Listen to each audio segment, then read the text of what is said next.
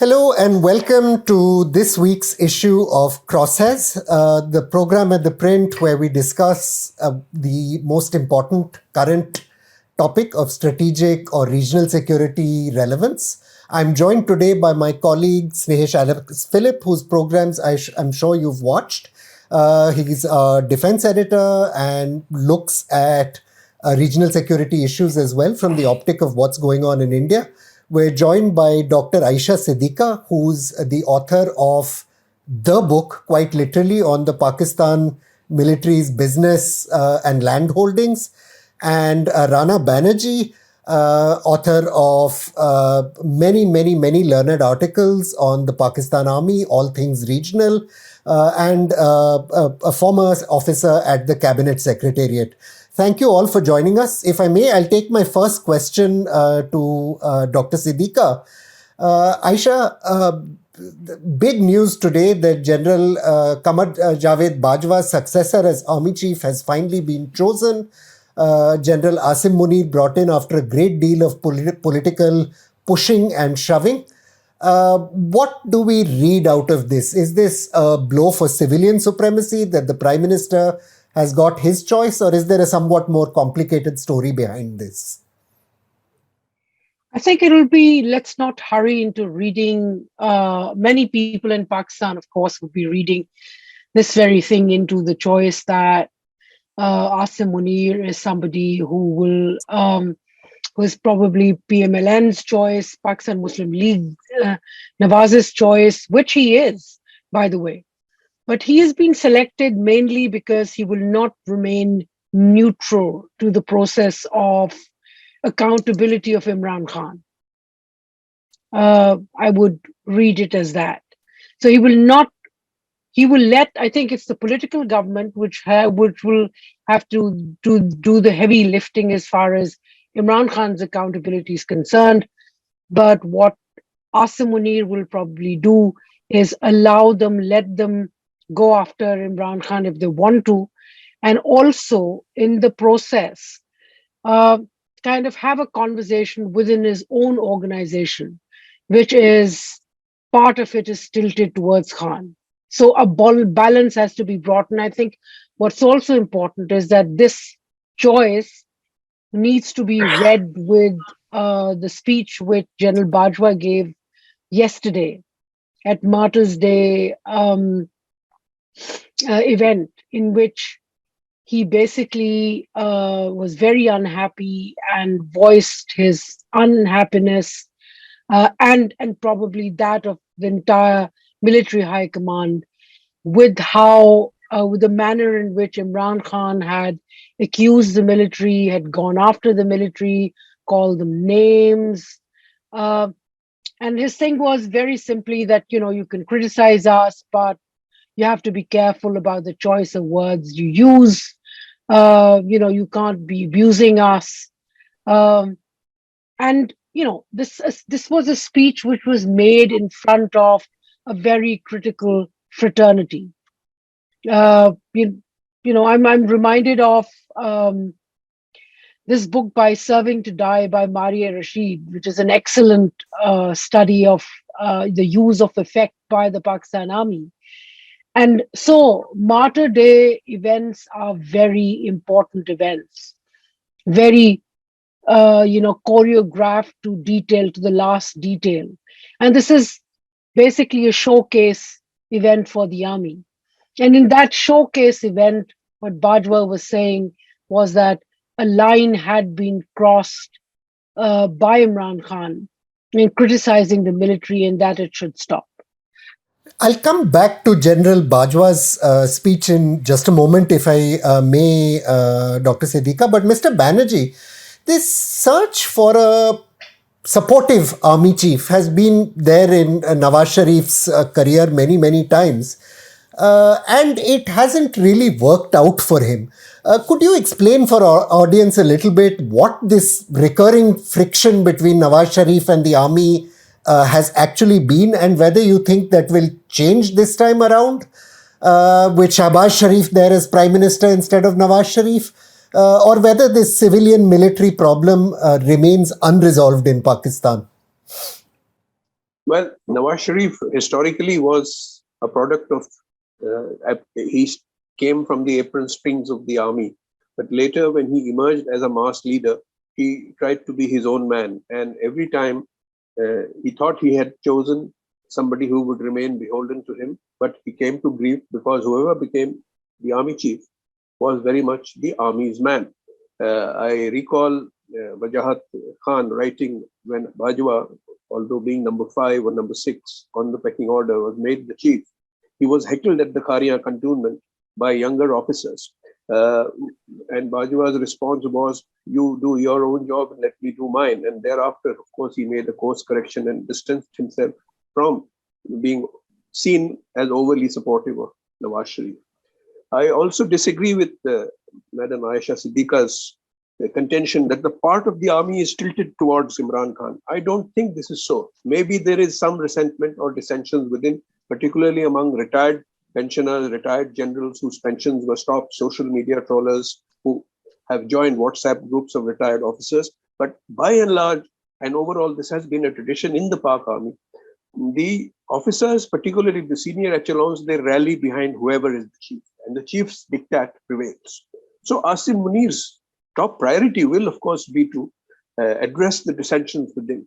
But this will not be very, very serious problem. He will have to emerge as a leader, and in that capacity, he will also have to signal to Imran Khan that he may not be unduly vindictive. Of course, Dr. Siddiqa is right when she says that the accountability process would be left to the civilian government of Shehbaz Sharif. This is already the line which has been prescribed by Bajwa and also by the unprecedented press conference where the DG ISI voiced the resentment of senior generals against Imran Khan's recent announcements. And this has been echoed again in yesterday's speech by Bajwa. So I think Munir will be very mindful of this resentment, and he will have to cater to dealing with Imran Khan suitably, despite whatever political mileage Imran may want to acquire or evolve. Even now, with President Alvi going to see him in Lahore, he might not resort to open confrontation, but might say that, yes, I bless it or I okay it, etc. So to get a some mileage from such a photo opportunity. But this will not help him in the long run. I'm going to request you both to just hold on to that very interesting debate about how divided or not the Pakistan army actually is, because I think that goes to the nub of this question. But I have a quick question first for my colleague Snehesh. And but the one thing I want to know, Snehesh, is in the Indian army, there's been a great deal of discussion about how Kashmir, how things on other parts of the border are headed right now. Does the Indian army believe that the retirement of General Bajwa, who was considered rightly or wrongly as a softliner, not looking for confrontation, is there any fear and apprehension that there may be a change in policy or direction in coming weeks and months? See, whenever I speak to the Indian defense establishment here, they feel that the policy is not because of Bajwa per se. The policy was because of the FATF proceedings that was on. Pakistan was on the grey list. They have a situation with Afghanistan which is on. So whatever that happened, yes, Bajwa did have an inclination for peace. But then remember that it was General Kiani also had an inclination for peace after what he did, during the Mumbai terror attacks and all. And post that, he did have an inclination of peace.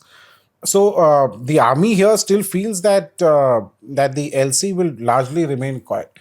So the army is not really apprehensive of the LC really lightening up. That is, and the reason why is because Pakistan itself is engulfed in its own political turmoil. That their focus would be more to settle, put their own house in order rather than focus on the LC per se. Okay, coming back to this division within the army question, Dr. Siddiqa, my question would be, on the one hand, there's been this sort of one school of opinion, if you like, voiced by Mr. Banerjee, that the Pakistan army is ultimately a disciplined institution that falls in line behind the chief. But one of the fascinating things in the build-up to this appointment was this flurry of rumor, channels running, odd things going on, In your view, how politicized has the Pakistan army become? And the question I would have in addition to that is this impression of the Pakistan army in the past as a disciplined monolith accurate, or has it always been a stage for various competing factions? After all, there have been many coup plotting options within the army, so to speak, at various times, which have not liked the army structure and tried to do things to destabilize it. Could you explain this very complicated picture to our audience a little bit? So, Praveen, I'm kind of, in a way, so happy as a Pakistani that Mr. Banerjee has such faith in, in Pakistan Army, and he thinks that it is a monolith. Now, partly it's correct. Partly it's correct because those at the top, Asim Munir's selection meant there was a consensus. A consensus was built, firstly. Secondly, yes, those at the top kind of stood by Bajwa, or those at the top were, very apprehensive about where Imran Khan was taking the military. He was dividing the military, and I would insist, on what I said earlier. See, probably Mr. Banerjee has to either return to Pakistan in some form to be able to sit there amongst meetings and meet more people. When you interact with people through social media or through WhatsApp groups, etc., you may get part of the picture, but not the entire picture. See, firstly, it's important to understand that no organization as big as the Pakistan Army and no organization as political as the Pakistan Army would be a monolith. Now, what it has managed to do is that its internal differences or difference of opinion was always kind of, they kind of covered that ground, having debate and discussion within the organization. So those differences would never come out. Now, what is different with Imran Khan this time?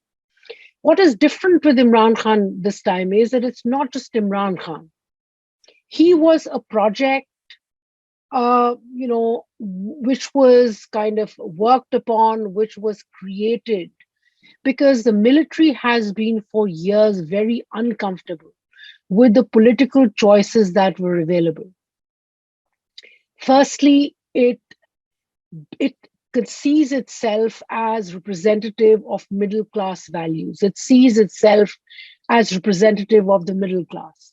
And so it was uncomfortable with the land owning Bhutto, a feudal Bhutto. They had then created Nawaz Sharif, but again, he came from a business background, and therefore there was this discomfort.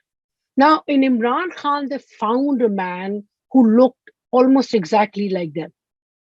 Somebody who had fought his way, who had worked his way, he had been a cricketer, he didn't have all these assets which others had.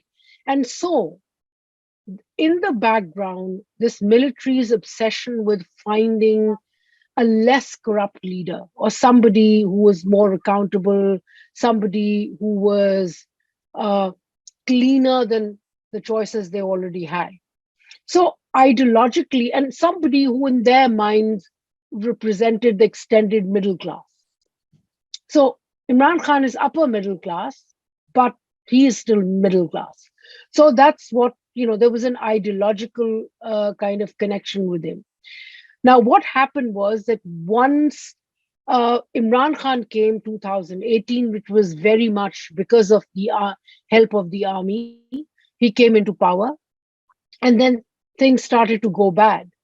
But that faith of many in Imran Khan, not just Imran Khan, but the faith of many in pushing out leaders that they considered corrupt.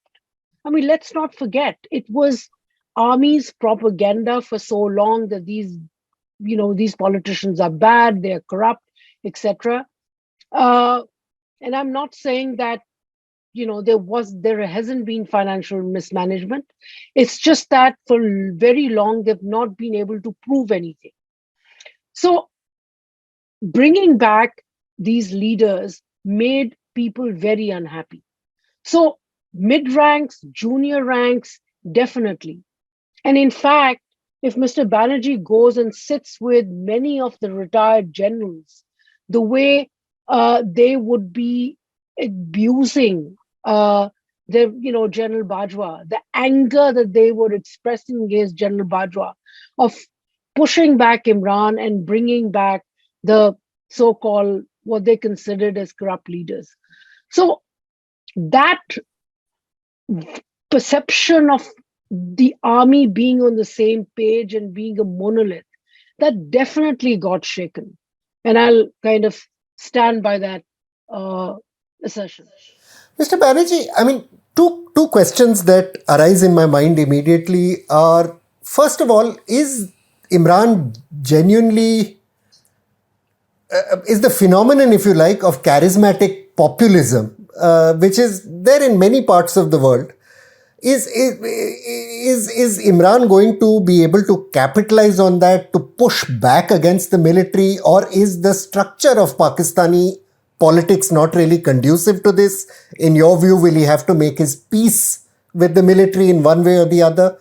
And the second linked question really to this is, I mean, one of the fascinating things in this entire patch of political chaos is that there has been no real talk of a coup. General Musharraf staging a coup, this going back all the way to General Zia, General Ayub.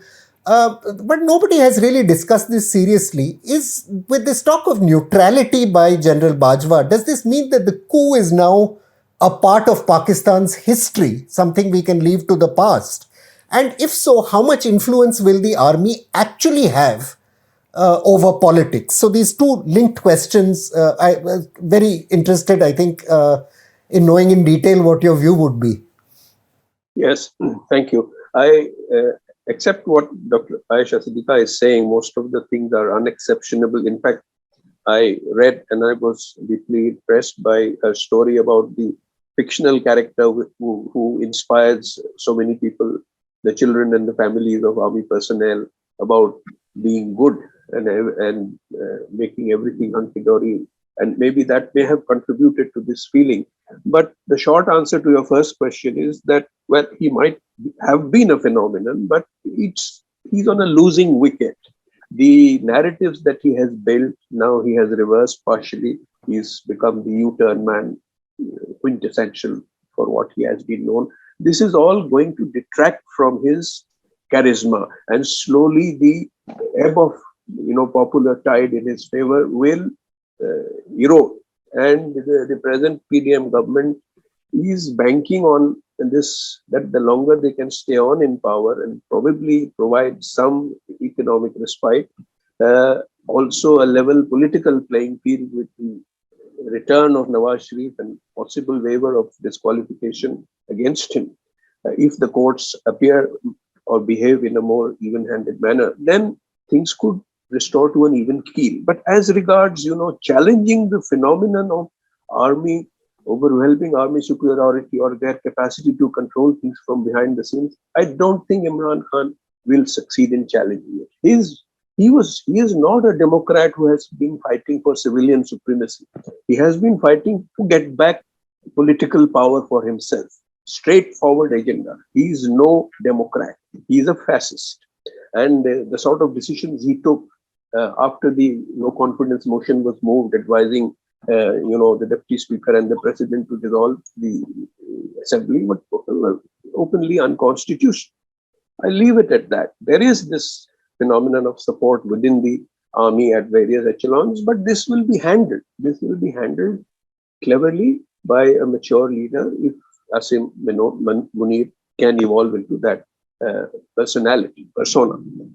As regards your second question about no coup, why no coup? You see, today coups are no longer passé. The army knows this fairly well, and that is why they have mainly also for the continuing economic support that they expect from Western loan agencies, which are essential to prop up Pakistan's economy. And this time, there are no doubts that if there is a military coup, these sources may dry up or get reduced to a further trickle. Plus, the army is not very keen to handle the economic problems directly. They may get economic experts, whiz kids, economists of international repute, of which Pakistanis of renown exist in the world, in the economic management world. So caretaker regimes can be possible, hybrid formations can be possible. The last hybrid formation failed drastically because of Imran's incapabilities and mishandling, his penchant to go for accountability, one-sided accountability, getting harangue of corruption against seasoned politicians who have weathered storms like Asif Zardari has been in jail. He has had suffered severe torture and still survived all that and become the president of the country. So you can say that in a convoluted sense, democracy in some form has prevailed in Pakistan. Whereas the same thing cannot be said of Imran. So army will try to revive some sort of a modified hybrid structure where professedly they would be neutral, but they would still have the capacity to influence situations from behind the scenes. And Shehbaz Sharif in this regard is a much more malleable leader than Nawaz. Dr. Siddiqa, I just want to poke in with a question, if I may. I'm intrigued by this. This goes to the heart of what one foresees happening in Pakistan politics. And I'll flag three things, if I may, including the questions Mr. Banerjee raised. One, we know that there is a period of austerity and economic difficulty ahead. Even if there is international aid, austerity programs led by the IMF pinch, we've seen that everywhere in the world. Number two, perhaps just as important, we have a situation now where Imran, whatever his sweeping popularity may be, has registered quite a lot of success in by-elections and provincial elections, irrespective of his overall stature. And the third is this crippling sort of aftermath of the floods, where by some accounts the Shehbaz Sharif government has not distinguished itself by great performance.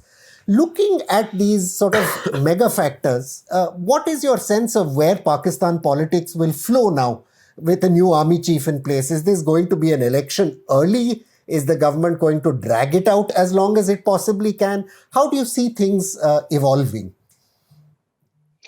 Yeah, sure. But let me also kind of, go back to explaining one thing. See, martial law didn't happen this time is because, and not that this conversation wasn't there. I mean, journalists like Najam Sethi would often do this program that, that there is fear of martial law. Martial law within army circles was definitely discussed, but then not adopted because of, some of the reasons that Mr. Banerjee has pointed towards that, I think the important fact is that hybridity as a concept didn't start or fail with Imran Khan. It started much earlier. I think after Musharraf, what the military, kind of the method military adopted was that they shifted from control of government to control of governance. So that it didn't matter, whoever was there in the government, they had, they were included in critical decisions. So, you remain out of power, but you remain in power at the same time. Secondly, I think it's very important to point out that in Pakistan, military is very different from its Egyptian counterpart or even its Myanmarese counterpart. Pakistan military is very deeply political, which is why it has to be on the right side of public mind. It cannot pick up a leader like it did I mean, it is past its days when it hung a leader. It does also kind of get involved in assassination on leaders, but more or less, it would like to keep public on its right side. So that is something which I wanted to point out. Now, how what does future entail for Pakistan? I think again, I would put a question mark to Mr. Banerjee. I think he again, he needs to go and see how popular Imran Khan was, and the reason Imran Khan was so gung ho in challenging the army was because he was conscious of the popularity. And it's not necessarily the popularity of, Khan's personal popularity is one thing. But the other thing which went along with it was people's resentment, especially the urban middle class. Uh, it's important to point out that in the past 20 years, Pakistan has become one of the highly urbanizing countries in South Asia. So there has been a shift from rural to urban. So urban does become important. Unlike the past when 80% of voters were in rural areas, now that balance seems to have to be shifting towards urban centers. So this urban middle class has seen and witnessed governments for the longest. They have witnessed the governments of Pakistan People's Party in Punjab and then Sindh and PMLN in Punjab. They've been there. I mean, I remember talking to people that I knew, people that I was close with, and arguing for hours with them. That, look, why are you fascinated by this guy, Imran Khan? He's a fascist. Making the same argument as Mr. Banerjee is making. And the answer that I would get, I realized that the problem is not that they're not even looking at Imran as a fascist. There is a mental block towards the older leadership. They're no longer confident of them. And that is what is bringing a certain kind of support towards Imran Khan. Now, Imran Khan has been there in power for 4 years, but people still don't have a block in terms of memory of how good or bad his governance has been. This is what I think what the political government will now have to work hard at. Bring out more evidence, talk to people, engage with people, probably convince them that he's as good as or as bad as we are. So the game should be even-handed. But I think that Imran Khan will really now have to struggle with far more problems in front of him. There will be new cases registered against him. There will be a push to probably debar him disqualify him. So there will be a number of things. There'll be more hurdles than what we'd seen in the past, which will make it one more difficult for him to sweep elections. But I think that he cannot be entirely pushed out. That's where I see Pakistan's politics going. Mr. Banerjee, I'll give you the last question before coming to Snehesh with a very quick comment.